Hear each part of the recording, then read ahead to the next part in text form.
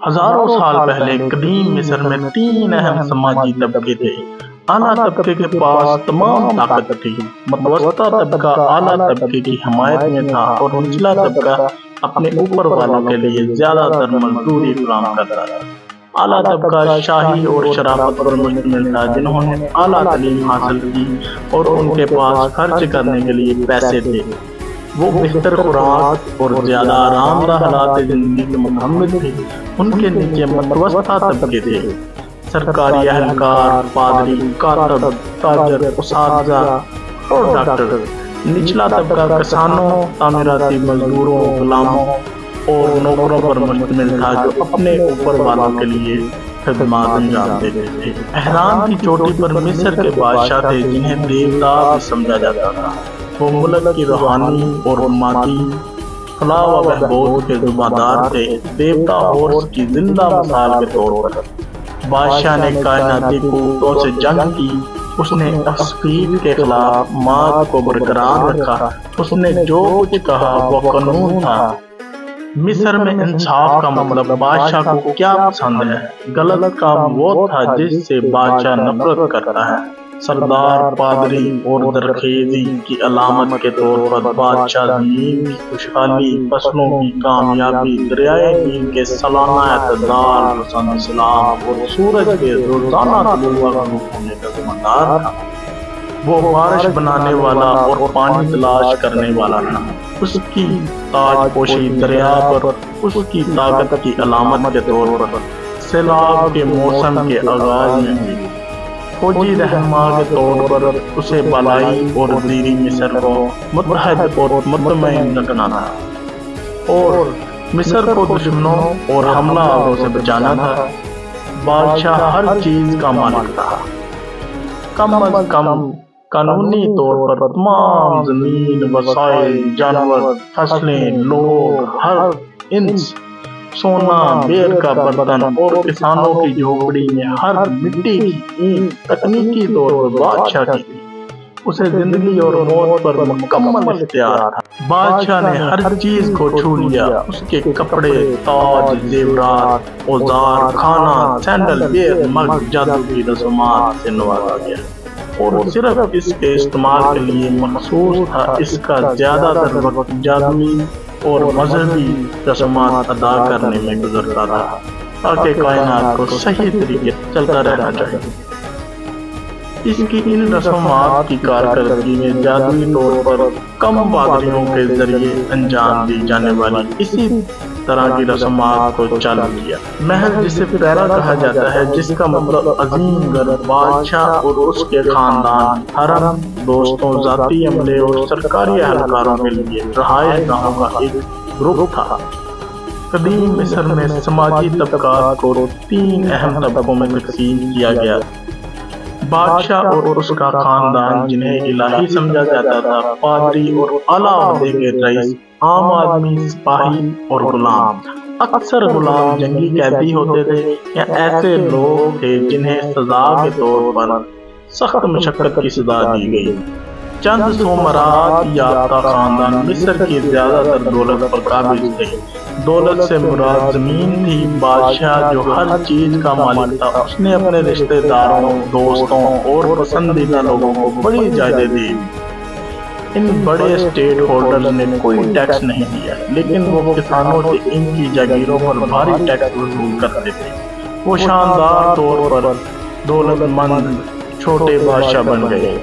غریبوں کی دیکھ بھال کرنے کے لیے امیروں کا اخلاقی فرض تھا، لیکن قانونی طور پر ایسا کرنے کی ضرورت نہیں تھی۔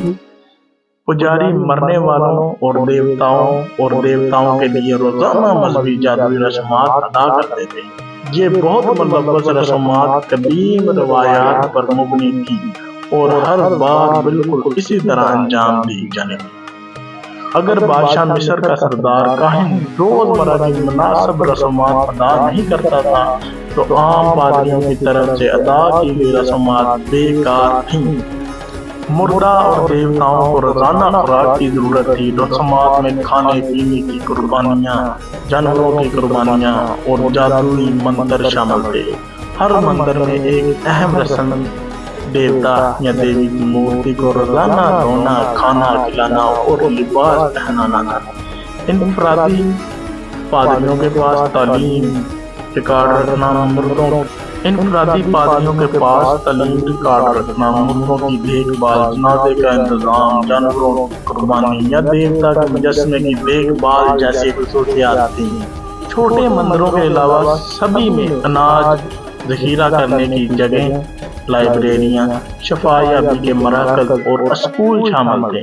मंदिरों में कारीगरों और जो के काहिन वगैरह थे, उन्होंने भी कोई टैक्स अदा नहीं किया और उन्हें हुकूमत की तरफ से हिमायत हासिल थी।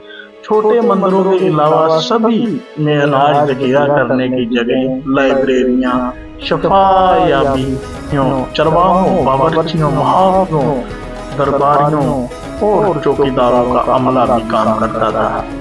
बड़े मंदिरों में जो बड़े देवताओं के लिए वक्त थे, पुजारी बेपनाह दौलत को कंट्रोल करते थे।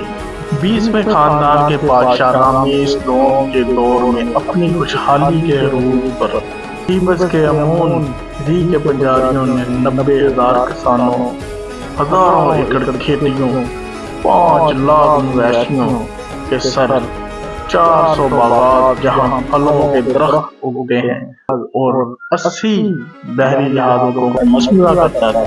उसने बादशाह के निज़ाम औकात की मनसूबाबंदी, शाही गिरोह के अमले की खिदमत और उन्हें बरतरफ किया और बादशाह के मुहाफिजों की निगरानी की। तमाम सरकारी रिकॉर्ड के मैनेजर के तौर पर उसने सरकारी दस्तावेजात का मुआयना किया और उनकी मंजूरी दी।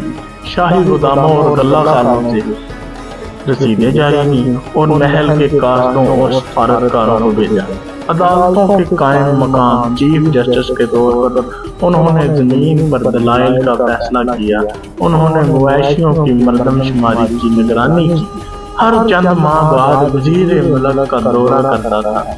उन्होंने नहरों, आबी ज़खायर और डैमों का मुआयना किया।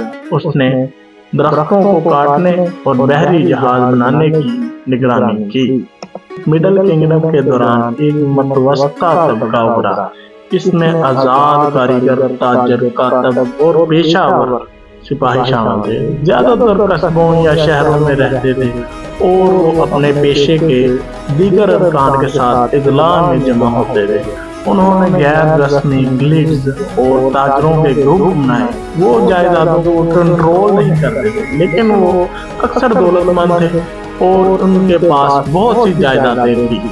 वो अमीर गाहकों पर इन्हिसार करते थे, लेकिन किसी अमीर जमींदार की जायदाद से इस तरह मुंसलिक नहीं थे जिस तरह ज्यादातर किसान थे। सिर्फ 2 से 5% मिस्री पढ़ लिख सकते थे। वो कातिब थे जो मिस्र की ज़रई मईशत और ब्यूरोक्रेट हुकूमत के लिए जरूरी थे। जब कोई सरकारी अहलकार अनाज का मुआयना करने, टैक्स वसूली को नाफिज करने, फौजदारी मुकदमा चलाने, एक नया मंदिर खोलने, किसी डैम या नहर की मरम्मत या तामीराती मंसूबे की निगरानी के लिए किसी जिला का दौरा करता था, तो कातिबों की एक टीम वहां मौजूद होती थी जो सब कुछ लिखती थी। जदीद टेक्नोलॉजी के कारकुनों की तरह कातिब अपनी मुलाजमतों के लिए अक्सर सफर करते थे। उनका सामान इतना ही कम्पैक्ट, हल्का फुल्का, पोर्टेबल और जदीद कारोबारी मुसाफिर पे लैपटॉप की तरह भी होना चाहिए। एक कातिब अपने औजारों को रंगीन डब्बों में बंद रखता था। वो अक्सर नीली, सब्ज और पीली स्याही भी अपने साथ रखता था। अगला पार्ट देखने के लिए हमारे चैनल को सब्सक्राइब करें, लाइक करें